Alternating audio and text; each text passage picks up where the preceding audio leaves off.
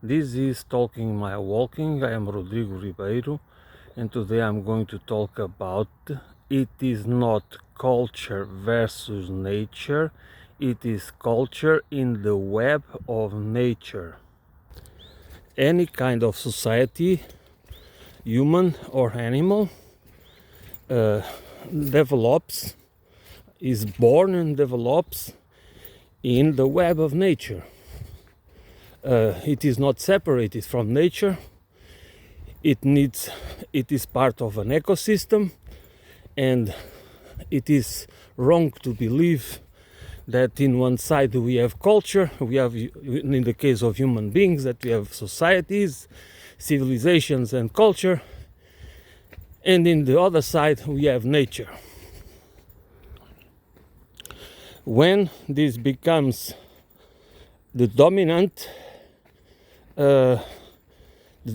premise, that we assume and we feel entitled to use nature as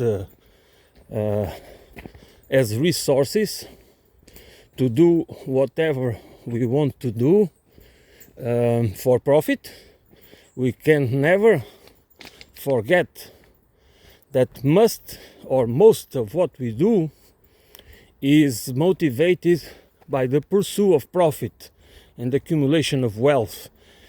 It is not to satisfy the basic human needs, and it is most of the time to create new dependencies through commodification and convenience. Our perception of ourselves and the perception of the world and how we relate to each other and to the world, to nature, it is based on an imperialistic civilizational mindset that has been that dictates that the human beings are supposed to conquer the earth, to use the earth resources to our own disposal. Without, what we do not understand is that when this civilizational paradigm, which still dominant, the world, the planet Earth, was quite empty. What it means is that there was not the cultures of those times. They were not thinking about limits in terms of natural resources, because they were not using as many resources as we use today, in quantity and in diversity. And the Earth, the planet Earth, was perceived as an infinite place, in the sense that it was not, we were not going to run out of fresh water or fresh or trees or whatever. Of course, there were cases of civilizations that destroyed their surrounding environment because of growing in numbers and therefore the need of resources, but they didn't have the technologies at our disposal these days, and therefore they could experience collapse. So complex societies and civilizations tend to destroy their own, what they need to survive, and that's why it is required to expand. But in the case, it makes it much more problematic when we add to it the idea of wealth accumulation and entitlement, which usually in class-based systems, caste-based systems, societal systems, certain classes, or the upper classes, and kings and royalty and the emperors and and priests and whatever, they feel entitled to lifestyles that usually cannot be reproduced to the rest of the population, and they cannot be reproduced because there is not enough resources, and even there is not enough human labor to produce them for everybody. So, but they create a system, they create a narrative, a cultural system that allows them and even glorifies them, that justifies the difference between the inequality based on what we today accept as meritocracy. There is an idea that all people that are able to be successful, they inherently or implicitly they are entitled to lifestyles and to goods and services that are not available for the rest of us, and should not be available for the rest of us, because we don't need it to be happy, to have fulfilled lives, and to be real human beings. Actually, what happens is that it destroys our humanity. When a society is based on the pursuit of profit and accumulation wealth, that's for sure that it destroys our humanity. It doesn't matter how sophisticated and how technological that society is. We understand the world in this kind of dichotomies and divisions of it's capitalism versus socialism, is nature versus culture, is this versus, it's not, this kind of things are in opposition, which they can be in opposition to some extent, but we need to understand it beyond these prejudices, because these are concepts that shape our understanding and doesn't allow us to see outside, to understand things outside the box, and to have to question the very system that makes us the way we are, because we need to understand the reality and the world beyond these dichotomies,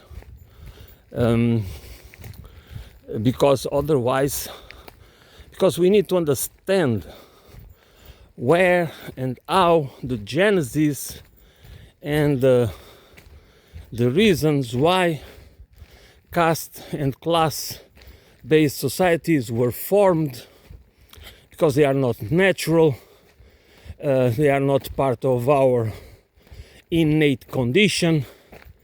They have been naturalized and normalized, and we assume them as part of our nature and our condition of the human condition, but they are not, and they have been reinforced. They have been reinforced over centuries of this civilizational paradigm, imperialistic paradigm, that has shaped the main culture. There are many cultural differences and subcultures, so as there are many ethnic groups and races, but for most groups, countries, city-states that have created these societal systems, caste class societal systems, It has always been about accumulation of wealth, exploitation, conquer, expansion, subjugation, and plunder, and we just took it as as part of human condition, and that's not true, because that we can, of course we can, and we are doing it for a long time, but because we just when we standardize a system and there are a legal system and a moral code that supports it with the narratives, then we just we are born and raised within that frame of thought and understanding of reality, and for most of us we do never really question the core and the roots of it, because we even believe that that will be forever, that this is the reality, that is Tina, there is no alternative, so therefore it will be forever.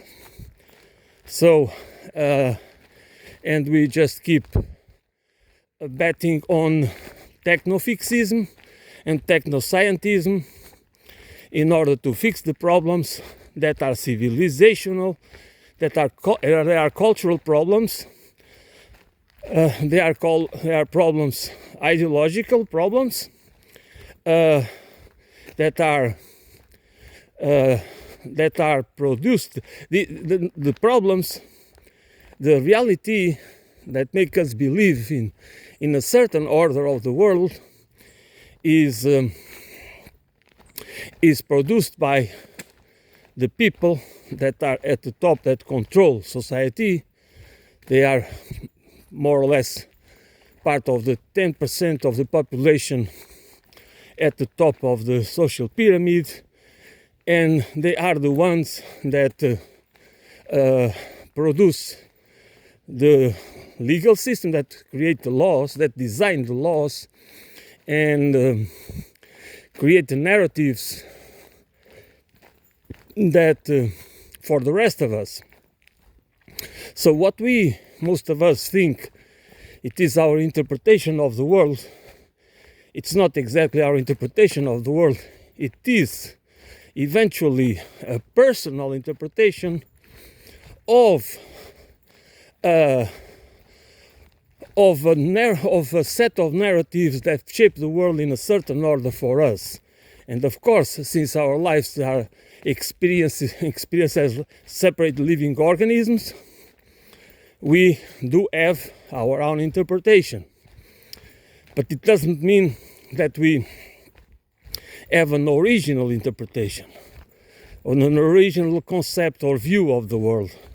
Our view of the world is for sure shaped by different influences that some are more important, some become more dominant, and that is the ones that will shape our view of the world and how we perceive ourselves and our relations with the world, with nature, and with other living beings and humans. That's how it works. There is nothing to do with the human condition that we have to live the way we live, that we have to understand the world as culture versus nature, capitalism versus socialism, and we cannot even see beyond it, because then we are supposed to take sides, especially when the situations come to a boiling point, and we do not have the intellectual tools, we do not develop the critical thinking skills and or the understanding of how logic fallacies work, and then we just are manipulated. We are emotionally and psychologically manipulated in order to fall in line. and then we just reproduce the same behaviors as before, the behaviors that lead to war and support war based on lies most of the time, and for wars that are for control and power, that have nothing to do, they are fabricated enemies, and many and layers of manipulation that we most of the time do not fully understand, and we should, or at least as citizens of societies, we should have political agency in order, and political agency requires the development of conscious thought about what the meaning of society, the meaning of culture, the meaning of an economy, what kind of economy should we have, and all the rest. This is something that we do not do. We are not incentivized to do it.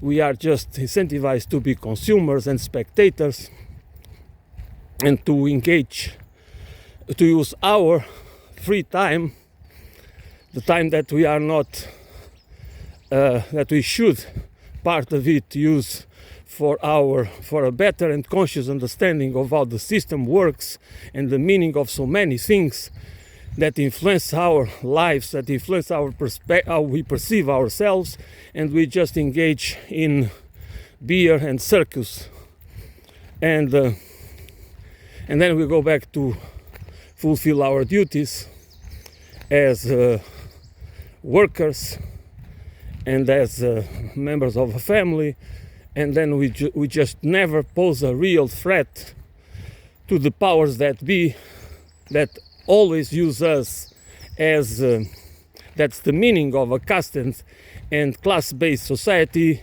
is that the upper classes uses us as useful idiots, cannon fodder and disposable peons, even if it doesn't look like it, but they do it. Even the ones that are at the top as accomplices, they try to create a web of complicity. They do create a web of complicity because they need accomplices to be able to control the masses. But when people among this higher, let's put it, the professional managerial class, when they become inconvenient, they do not care. They also get rid of them. So if you believe that they do care about you, they don't. Competition is for losers, as Mr. Peter Thiel states, and it is these people don't want competition. They want monopolies. They want to control everything, and of course they are willing to pay, to reward the ones according to the reward that people get has more to do with how important they are to keep the system, to keep the hierarchical system functioning, than for any other reason or merit. That's how the system really works, that we have a career, and they want to have some people satisfied, and then they reward the ones that are important to keep the system functioning, and because they need it.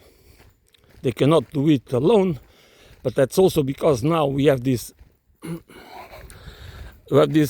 tech oligarchs saying that, again, Mr. Peter Thiel said that technology should replace politics, because if you control the technology, you can control society without the need of elections and democracy and the basic political freedoms. You just have to have people, you just have to have a technocratic system, techno-fascism, and develop a techno transhumanist civilization, techno-fascist transhumanistic civilization that can be controlled by a very few people, because then you have the technology to help you instead of relying on politicians and a web of deception.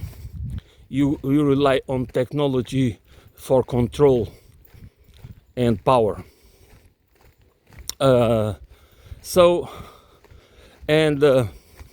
Again, it is we should understand these realities, and because there are several layers of this is a complex system, and but if we do not understand it, and we do not understand that culture always develops in the web of nature, as capital is always grows in the web of life, so you cannot understand the reasons why we always reproduce the same behaviors and with the same problems or similar problems, because we do not deal, we have not been yet able to develop the critical mass to organize and unite, to form, to design a new civilization that has to be beyond or post-imperialist and post-capitalist, because this existing system is requires these divisions, these dichotomies, that we live in this, or that we perceive the world through these dichotomies, and then we just don't, we are not really able to have a critical analysis of the system itself, because we are deeply manipulated by it, and we believe that our assumptions and convictions are just a question of choice, and actually they are not, especially if we do not dare or care to question the system, the roots, go to the roots of the system and think it's through. It doesn't happen naturally. It needs to be part of a will, our conscious will to know what life is really about, and what society is really about, and civilization as well, and humanity. Culture is when we talk about culture, and I said it before, we have to understand that culture, the economy is culture, politics is culture. Culture is everything. It's a system. Is the manufacturer's ecosystem that is part of, that creates an environment, that is responsible for the environment, as if it is the software. I don't really like to use this metaphor, but of the society, because that's what gives meaning, and that's how it makes it function, and as a complex system where we all live and are basically understand and relate to each other, understand each other and relate to each other with all the symbolic languages and narratives and belief systems and everything else.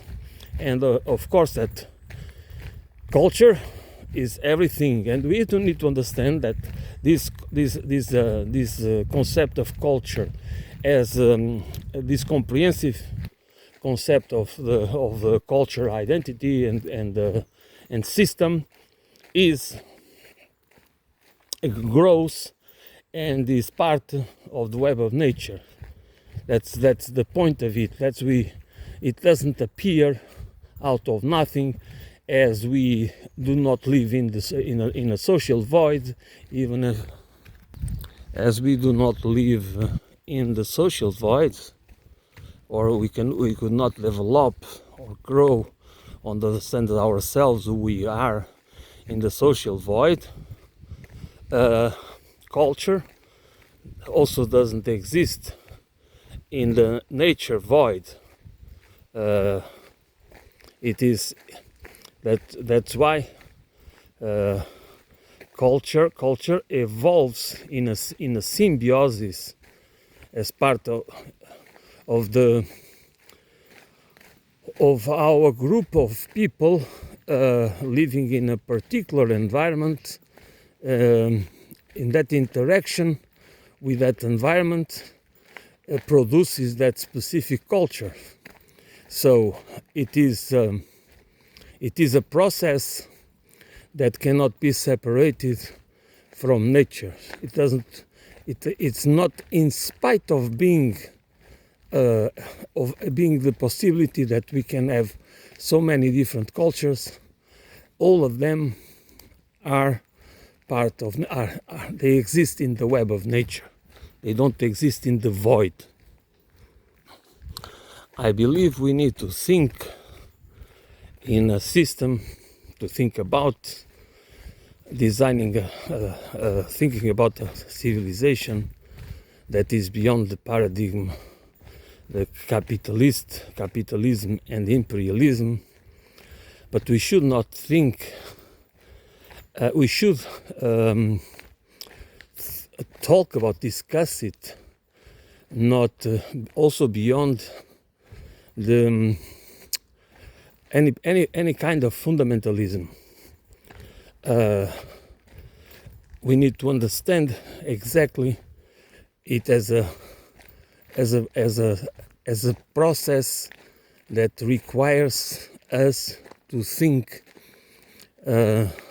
through an holistic mindset, because even if in many aspects I agree with many the socialist approaches or Marxist approaches to understand capitalism, I think we honestly need to go beyond it, because for many people they are so much into the dichotomy world that it is difficult for them to because they believe they are deeply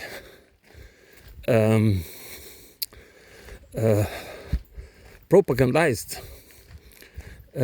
deceived. This is a web of deception where we live, that makes us believe that we cannot, there is Tina, that we cannot think, that we cannot imagine society without capitalism.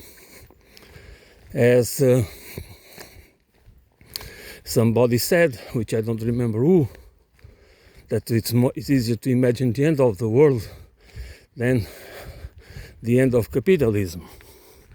And this is the reality for most people, the subconscious reality of most people, that doesn't allow them to think, because they can only see the world capitalism versus socialism.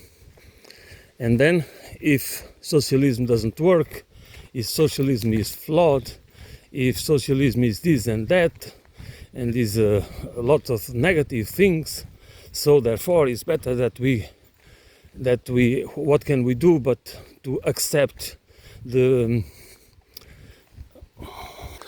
ups and downs of capitalism and the exploitation and inequality because at least the system works, and we are just stuck there, and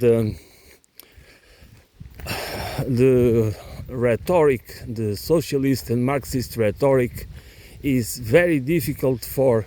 It's not just a failure. Many people say that the left has been failing, blah blah blah. It is true. I mean, it's not. It is true, but it's also it is a failure of, in my opinion, of that we need to overcome this this dichotomy. We need to understand that to create new narratives that, for, of course, in my opinion, for eco-socialist society, but if you want to unite and organize grassroots people and movements and organizations, we also need to go beyond the ideological fundamentalism. Then we need to, I mean, not to say that, okay, caste systems, we should be aware, and we need to be aware that it has been, the only purpose of it was to create servants, to create classes of inferior people with not with the same rights with the people on the top. So if you think about truth, justice and trust, you cannot accept it. If you accept that, and also about nature and life, if we depend, our cultures depend on the web of nature to grow, to be sustainable, why should we accept that nature is to be exploited and controlled and plundered? There is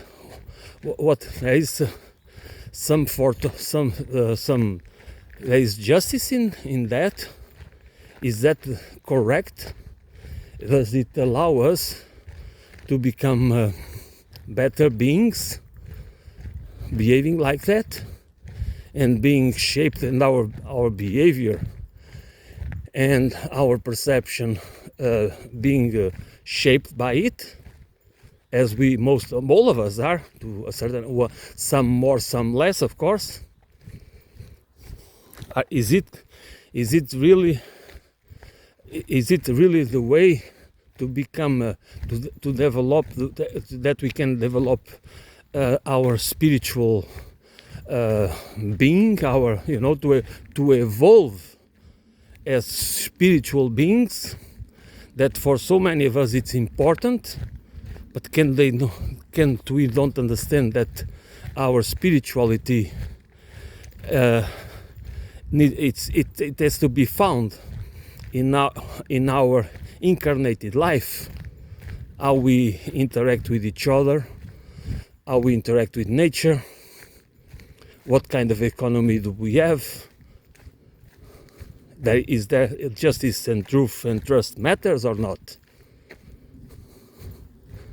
We cannot separate these things. That's why we need an holistic approach. We need that understanding of being part of a web of life and the web of nature. What I mean with this is that we need to think outside the box, and if our box is Marxism or socialism, we also need to have a critical analysis of it and try to expand our thought to understand, to not be too ideological, or because it kind of interferes with our ability, because it's our frame of work, it's our frame of thinking, and therefore we can that is true that it's very important to use that it's very important to understand class systems, how it works, and exploitation and the rest of it. But it can be also limitative, and as I said, it sometimes many people do not, or most people are not open. They don't even care a little bit to look into it, to understand the world and capitalism through the lens of socialism. So if we want to create grassroots movements, I think we need to go beyond it. Many people need to understand that capitalism needs to end, but they need to understand it through narratives, through a slow approach. They step by step. They are not able to accept it as this dichotomic approach. They go back to their cocoon. You know, they instead of being open to Marxist or socialist explanations, they go back to their cocoon, because there is so much that the capitalist culture, the dominant narratives, that that is repulsive. You know, that socialism is supposed to be repulsive. You cannot accept those ideas, because those ideas of equality and government controlling and government and public universal basic services and anti-privatization, control of private not being the most important thing in the world, to privatize everything, and to have this idea of the entrepreneurs as saviors. It is really not. It is not easy to accept. That's why it requires a process. It cannot be a sudden awakening. It can happen like that, but but it's not. Probably most of the time it doesn't work like that. So we need to work on it, because again, Einstein was right. It doesn't matter if it is in this case socialism frame or capitalist frame. We need to go beyond, or we cannot solve the problems, the existing problems, with the same mindset that created them. Of course, what was not socialism that created the problems we have, in spite of all the rhetoric that we hear from so many people, that the left is always are the ones that are responsible for everything. That is not true. We all know that it's not true, but it doesn't matter. It's for most people, that's how they perceive it, because they understand. For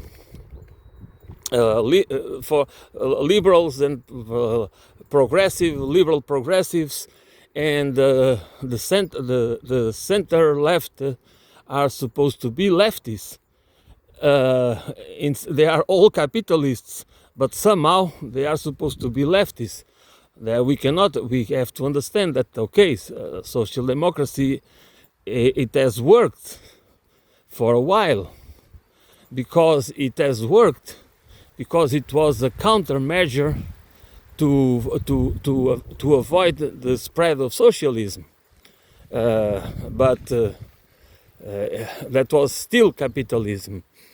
And but in spite of all this, the rhetoric, the socialist rhetoric and the socialist frame, it's also, I'm not going to say that that is anachronic or it is obsolete. Of course it is not. It is important. It needs to be part of the solution. But I think we need to introduce it, to use it in a wider process of thought, of communicating it, and in order to that more people understands or starts to be interested in eco-socialist solutions for our problems, and understand the post-capitalist and post-imperialist civilization that I would call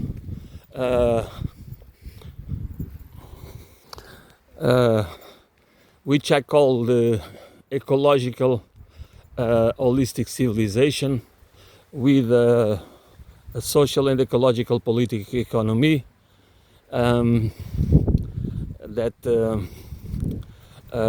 I do recommend the work of the economist, the Austrian economist called ecological economist called Clive Spash. In my opinion, he is a really important, an important ecological economist, to understand many of these issues. So I think we need that's why I call it holistic. That we cannot afford to be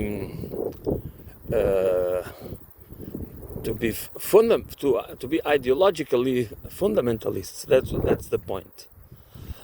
Not because we don't understand, but because for many people, that's not because our ideas, the Marxist and socialist ideas, are wrong, but because we need to understand it beyond that reality, beyond that frame of work, in order that make it more appealing to all kinds of people and walks of life. The separation, that's why the environmentalism movement was wrong, because it was separate, that if we do not understand class and do not understand how the capitalist system works, of course we're never going to solve anything, because the capitalism only wants to solve the problems through the perspective of the markets, of the for-profit solutions. And what that means is that we do not really, we just don't see that it has to be done through technofixism, which, because technofixism is for profit, it is to be in many cases are assumed to be controlled by private enterprises and private entrepreneurs, okay? And therefore this is the mindset, and we need to go beyond it. We cannot just accept it as something that cannot be done, because there is Tina. But that's why we need to develop narratives that do not deny, okay, that they still emphasize the relevance of Marxism and socialism in general, but they do it in a way that people do not get that people that to make people interested in understanding it, and instead of backing, instead of not being interesting at all. So that's why I think it's important to start